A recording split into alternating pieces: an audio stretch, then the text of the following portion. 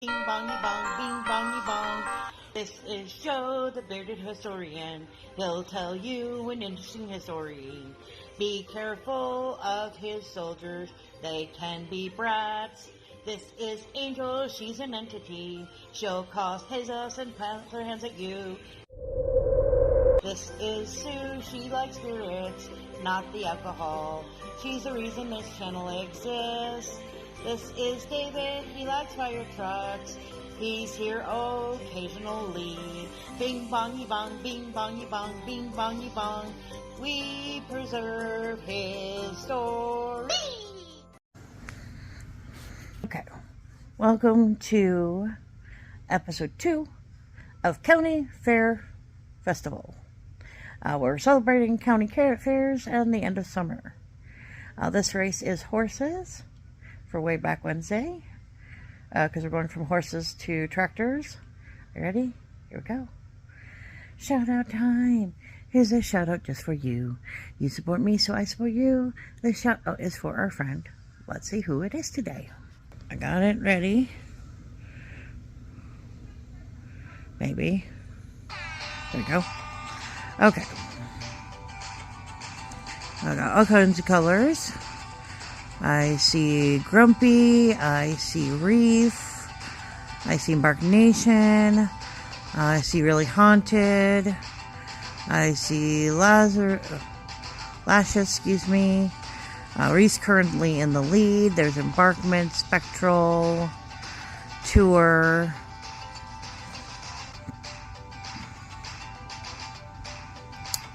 Dave's Camping, Eddie, I see, Stony, I see. And apparently I've forgotten to update my list again. I'll have to fix that. Looks like Vodka's in the lead. Now Embarkment's in the lead. Wreath and Embarkment are kind of tied. Oh, we got somebody coming from the back. Moon's coming from the back. Is Moon gonna win? We got 5 seconds. Oh, M&A was catching up. They fell back. African is our winner. Okay.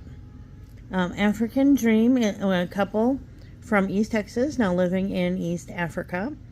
They've traveled and lived in other countries, learning about cultures and themselves.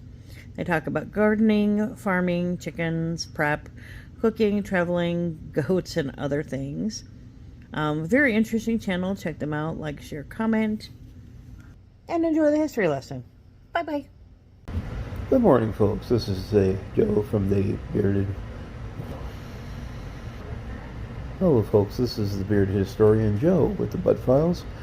We're going to do a little bit of a Wayback Wednesday dealing with tractors and also the work of farm machinery, since we were already up at the threshing bee doing a bit of information up there.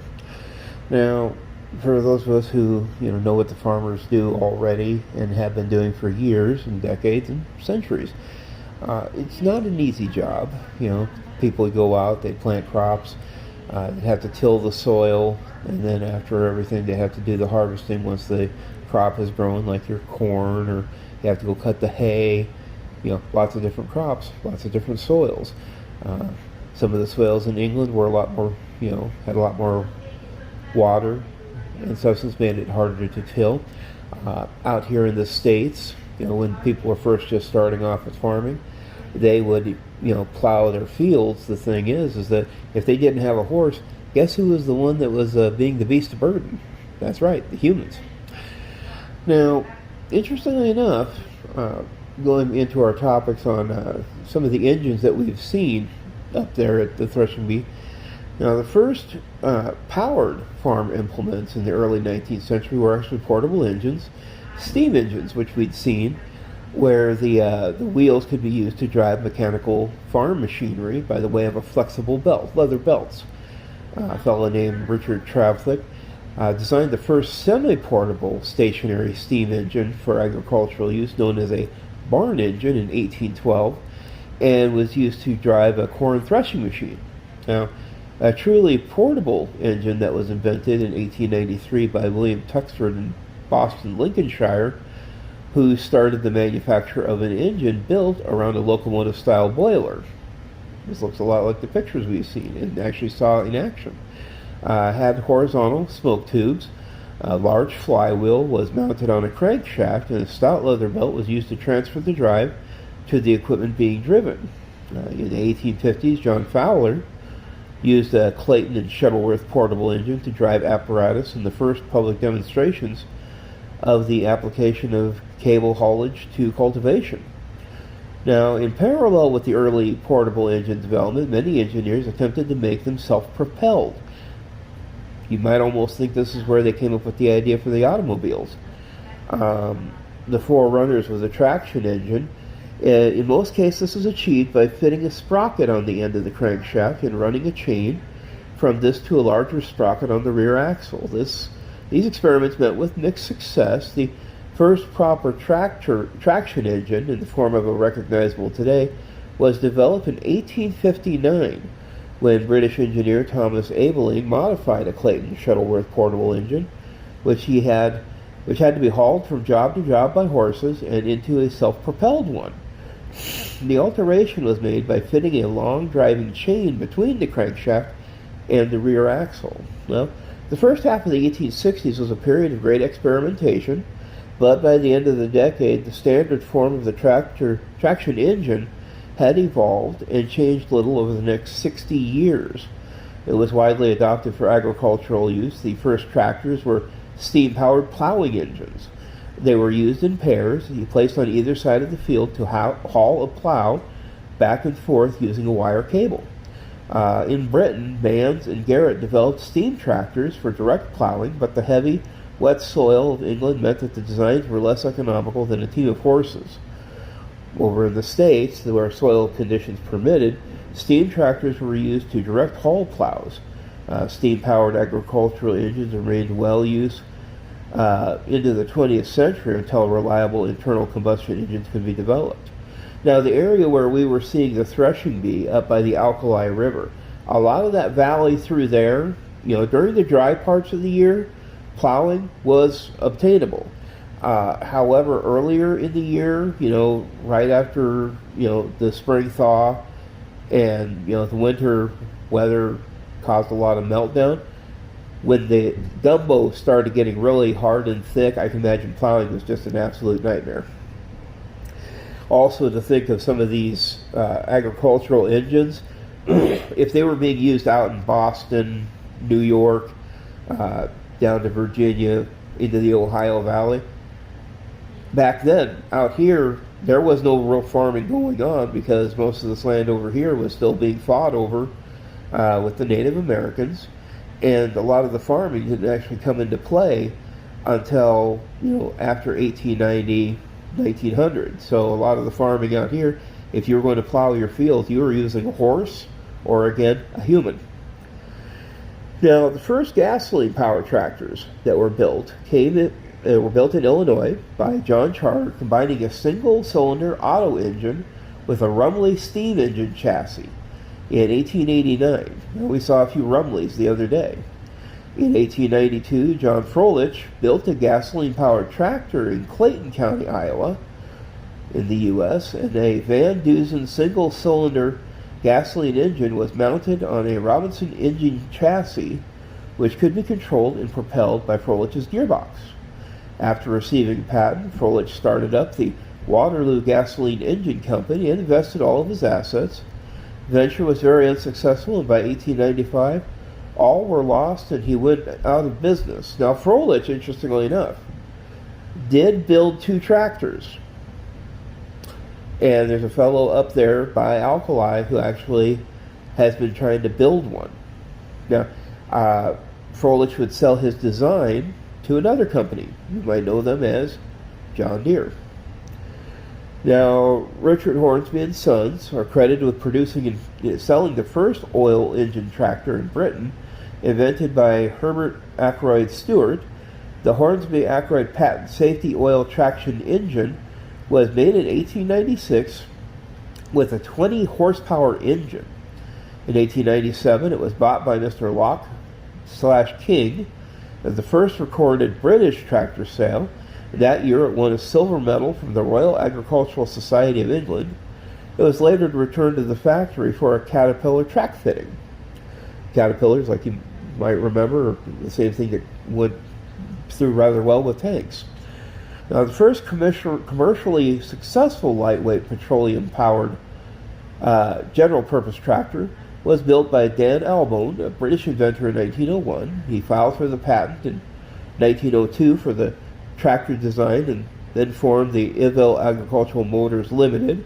The other directors were Selwyn Edge, Charles Jarrett, John Hewlett, and Lord Willoughby. He called his machine the Ivell Agricultural Motor, quite a mouthful. The word tractor came into common use after Hart Parr created it. The Ivell Agricultural Motor was light, powerful, and compact. It had one front wheel with a solid rubber tire and two large rear wheels using a modern tractor. The engine used water cooling, utilizing the thermal siphon effect. It had one forward and one reverse gear. A pulley wheel on the left-hand side allowed it to be used as a stationary engine, driving a wide range of agricultural machinery. Basically, it was like a portable power plant. The 1903 sale price was £300, and his tractor won a medal at the Royal Agricultural Show in 1903 and 1904. About 500 were built, and many were exported all over the world. The original engine was made by Payne and Company of Coventry, and after 1906, the French Astor engines were used. Now, the first successful American tractor was built by Charles W. Hart and Charles H. Parr. They developed a two-cylinder gasoline engine and set it up business in Charles City, Iowa. Now, in 1903, the firm built 15 tractors. Their 14,000-pound number 3 is the oldest surviving internal combustion engine tractor in the United States, and is currently displayed at the Smithsonian National Museum of American History in Washington, D.C. The two-cylinder engine has a unique hit-and-miss firing cycle that produced 30 horsepower at the belt and 18 horsepower at the drawbar. In 1908, the Saunderson Tractor and Implement Company of Bedford introduced a four-wheel design and became the largest tractor manufacturer in Britain at the time.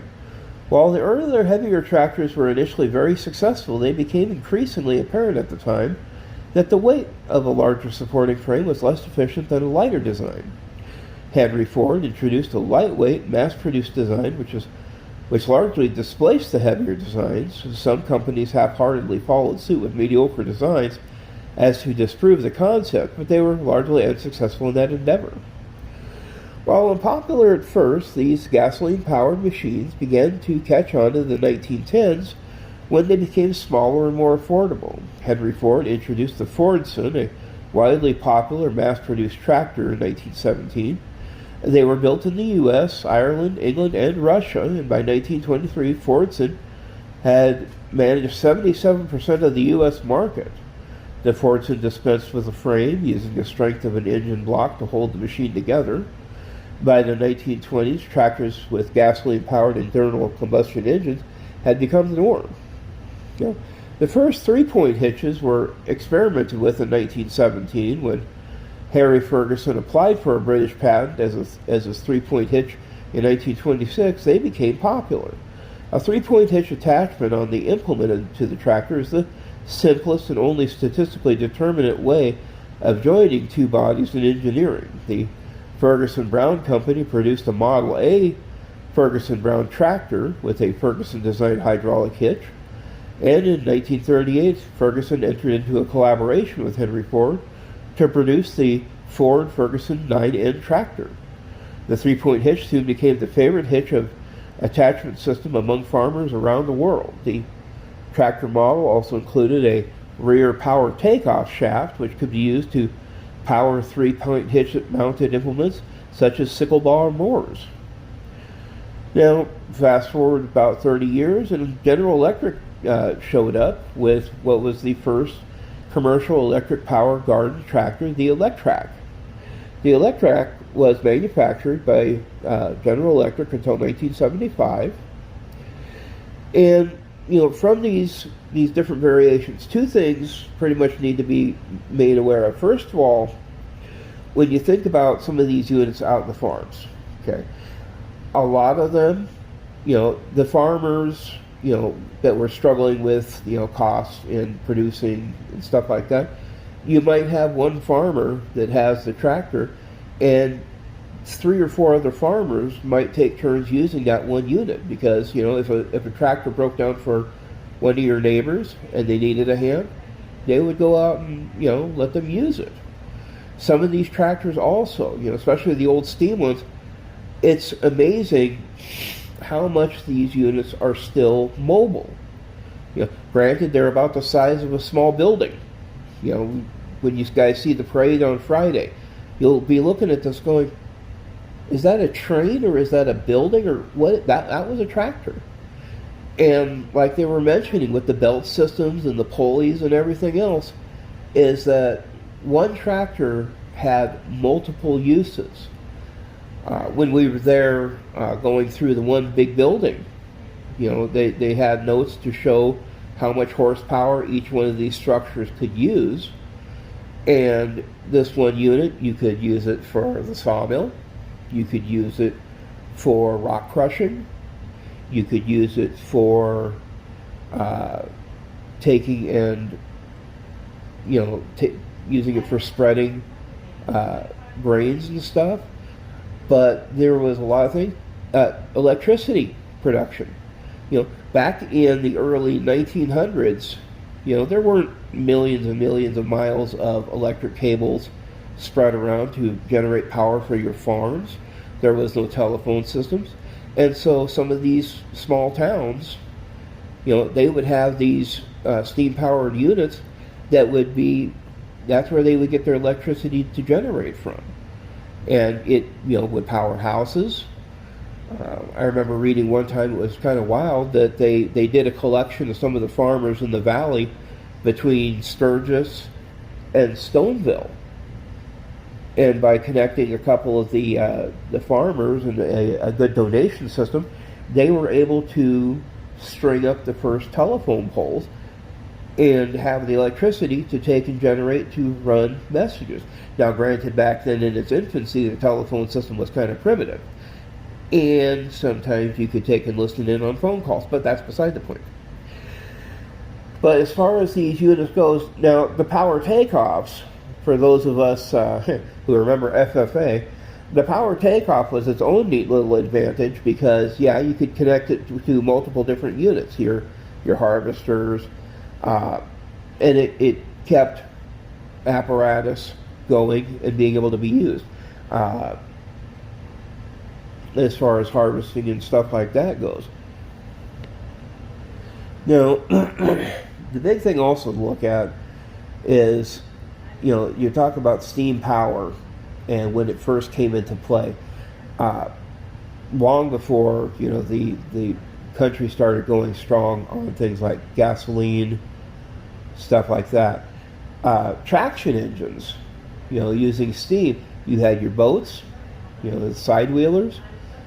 A lot of the tractors and farm equipment was all steam powered because it was something that they had close by that was, easy to use.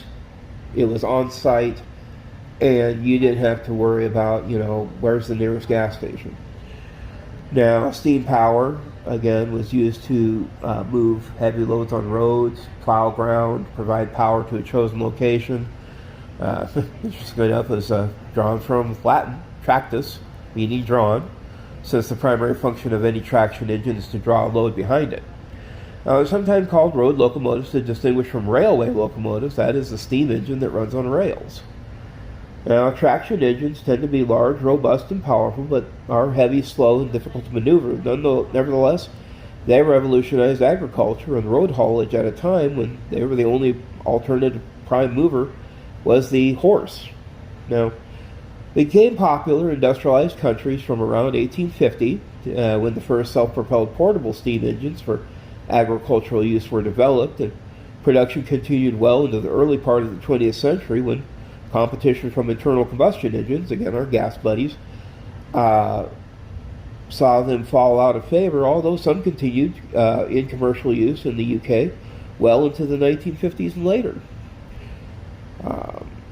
All types of traction engines have now been superseded in commercial use. However, several thousand examples have been preserved worldwide, many in working order.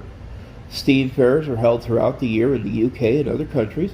I did run into a fellow at the library who said that they also have a threshing bee fair up in North Dakota that we might have to go check out sometime, where visitors can experience working tractor and engines. I do remember also one thing we didn't get a chance to go check out or ride. I guess they actually do have a train up there by Alkali. Maybe we'll check that out next year. As for the volume and the shaking and the vibration, I don't know if Sue's back would handle all that. Traction engines were cumbersome, ill-suited to crossing soft or heavy ground, so the agricultural use was either on the belt, which means powering farm machinery by means of a continuous leather belt driven by flywheel, a form of power takeoff, or, in pairs, dragging an implement on a cable from one side of the field to another. However, where soil conditions permitted, direct hauling of implements off the drawbar was preferred. In America, this led to the divergent development of the steam tractor. And like we've seen, you guys are going to be amazed when that video plays Friday. Just trust me on that one. Don't miss it. This aside, American designs were far more varied than those of the British, with the different boiler positions, wheel numbers, and piston placements. The thing that also was kind of amazing is how they built those rear tractor wheels to work with the different soils, using fins, steel plates, no rubber tires at all. They were just huge metal wheels. But as far as the steam, road vehicles comprising the history of the vehicles, they were first experimented, like we mentioned, in the 18th, 19th century, with Richard Trevithick's development of the high-pressure steam around 1800. Mobile steam engines became a practical proposition in the first half of the 19th century, saw great progress in the steam vehicle design. By the 1850s, it was viable to produce them on a commercial basis. This progress was dampened by legislation which limited or prohibited the use of steam-powered vehicles on roads. I bet it would scare the heck out of a horse-drawn carriage. They'd be like, what the heck is that thing? The grand joke we were having between me and Sue was, it looks like something out of either steampunk or something out of Mad Max. But in the 1880s to the 1920s saw continuing improvements in the vehicle technology, manufacturing techniques. Steam road vehicles were developed for many applications, and in the 20th century, the rapid development of internal combustion engines technology led to the demise of steam engines as a source of propulsion. But, these farmers up there, some of them do use gasoline-powered engines, but the old steam models, it's amazing to see them operate. They're still functional. And so, it's the technology. The one thing we also said while we were up there is that if we ever had an apocalypse situation happen, whether the internet goes down, the power grid collapses, these guys up there would be able to handle it without batting an eye, because a lot of them grew up, with these machines. And so, they would probably be able to handle it better than the rest of us here in the big city would. But, the early steam-powered vehicles, which were not uncommon but not rare, have considerable disadvantages, as seen from the 21st standpoint. Slow to start. We heard a couple of these things when they were trying to get them up to speed. They sound just like a train. Had water to be boiled to generate the steam, and they used a dirty fuel, coal, to put out dirty smoke. Again, it's just like a locomotive. That's how they take and fired. Fuel is bulky and had to be shoveled into the vehicle and then into a firebox. And like a furnace, hot ash had to be removed and disposed of. The engine had to be replenished with water in addition to fuel. Most tractors had metal wheels, less than excellent traction. They were heavy. In most cases, the user had to do with their own maintenance. Top speed was slow, about 20 miles an hour, and acceleration was poor. Steam vehicles, though, would evolve over time. Later, steam vehicles used a cleaner liquid oil, kerosene, were fitted with rubber tires and condensers to recover water, and were lighter overall. These improvements were not enough to keep pace with industrial internal combustion engines, but in a pinch, they worked. And at the same time, if you couldn't afford one of these, pardon the phrase, newfangled equipments, this is what they used, and you still, like I said, you're going to see a lot of these neat models on Friday. But this has been Joe, the Bearded Historian for the Bud Files. You folks have fun, and we'll see you on Friday. Bye.